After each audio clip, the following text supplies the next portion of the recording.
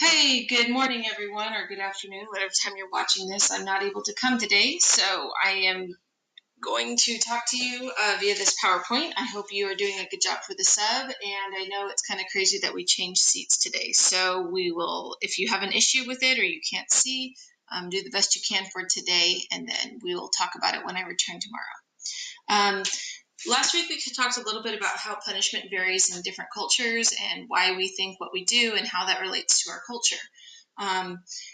These next few weeks, we're going to read about Antigone. And Antigone is a famous Greek character, and we're going to read the play of Antigone.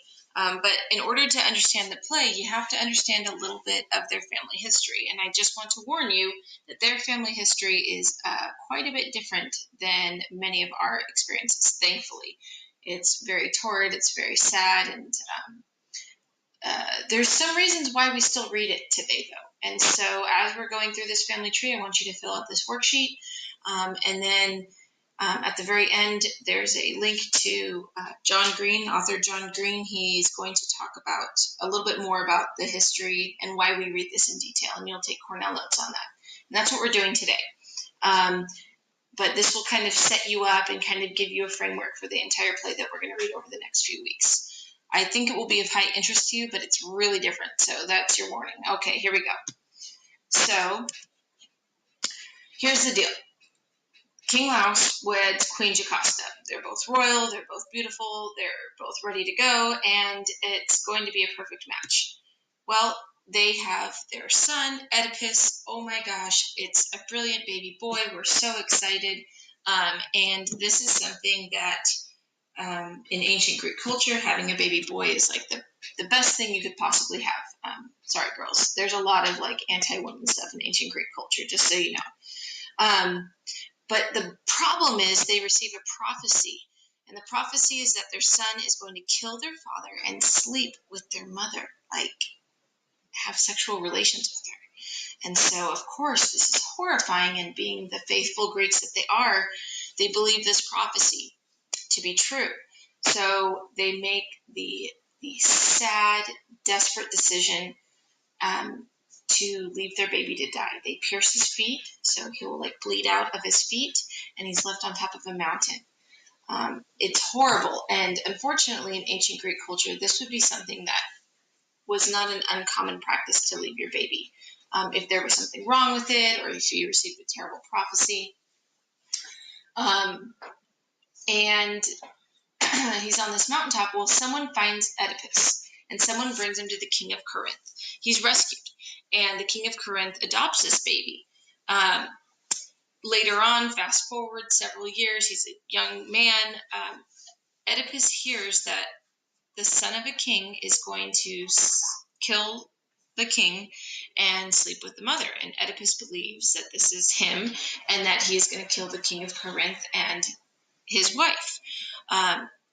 So Oedipus believes this prophecy is for him, and he's right, but the prophecy isn't to kill his adoptive parents, it's to kill his biological parents.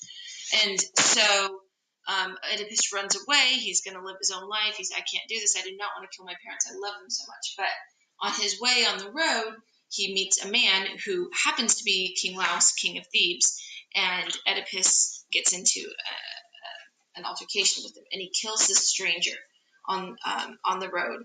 And of course, the stranger is actually his biological father, which makes him fulfill the first half of the prophecy, right? I know, it's horrible, because you know what's coming the second half. So as he's traveling on the road, trying to figure out who he is and what he's made of, he runs into the Sphinx at the gates of Thebes, and he solves this riddle that no one has been able to solve before. Because he solved this riddle, he is now a hero. He is the man. And he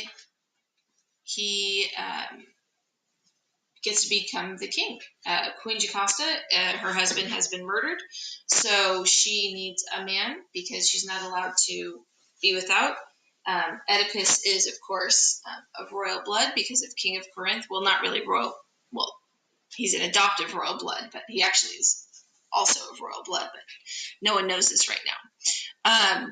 So Oedipus marries his mother, Queen Jocasta, and he becomes a king of Thebes, right? So yuck, gross, they wed. But remember, Oedipus has no idea that Jocasta is his mother, and Jocasta has no idea that Oedipus is his son. They have 4 children. Yes, it's repulsive, I know. Gross, yuck, yes. But we have to move on. They have 2 sons, Eteocles and Polynices, and 2 daughters, Antigone and Ismene. And Antigone is who we are going to, the play centers around, but it's going to be based on these 2 sisters and the brothers, okay? So what happens is ultimately it becomes revealed, right? There's a horrible curse on the city, and through a series of events, oh my gosh, Oedipus is the queen's son and also her husband. This is not the natural order of things.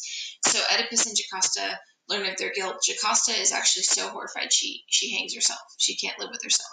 And Oedipus is so repulsed he gouges out his eyes, and they kick him out of his own city because they need to cleanse Thebes of this curse. Okay? So, yeah, that's horrible, but then who's going to rule the city? Well, Eteocles and Polynices, the 2 boys, they both want a stake at the throne. And they end up killing each other on the battlefield.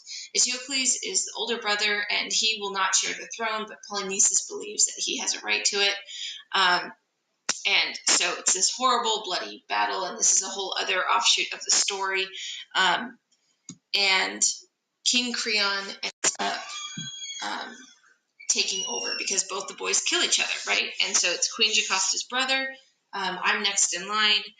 And of course, because it couldn't be the women who would take over this. Well, both of these boys are dead, or men are dead. So what do you do with the dead? Normally you bury them, and of course they're royalty, so we should have an honorable burial. But this is kind of like a civil war, so there's emotions involved and everything like this. Well, King Creon decrees that Eteocles, he was the rightful heir, and he gets an honorable military burial. But Polynices is considered a traitor because he killed his brother, and he was not the rightful heir. And he's left in a battlefield to rot. And here becomes the issue, right? 2 brothers, both of the same families, who has the right to the throne and right to burials. So obviously you could see why this might cause some contention because they're almost the same. And this is, of course, one thing that we can kind of connect to. A lot of times when we have rifts within families or, you fight with people, oftentimes they're so similar that this is what causes the conflict. Well, Antigone is just devastated. She's lost both of her brothers, and she is extremely loyal to family and the law of the gods, not of man. She believes that Polynices needs to be buried. It's the right thing to do. Obviously, this is an important part of ancient Greek culture, but pretty much in any culture, not burying your dead is not a good thing. And she wants to honor Polynices.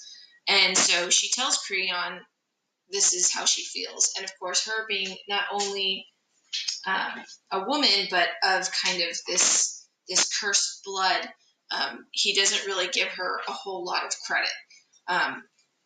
Well, Ismene, the other sister, she's fearful of being punished and doesn't want to disrupt order.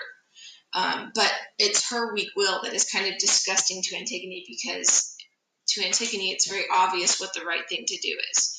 And Ismene, though she loves her brother, she's like, look, this is what the king declared. This is what's right. And so this is kind of how it ties into what is right, what is just, what is moral. Do you believe in the law of God or the law of man? And this is something that many people still struggle with today. It's a crazy story, and of course, we just left off on the family history where the play is going to pick up, because obviously you need to see how this whole thing plays out. But in it, ideas will be explored that are relevant today. Thank you for following along. It's a crazy history, and now you're going to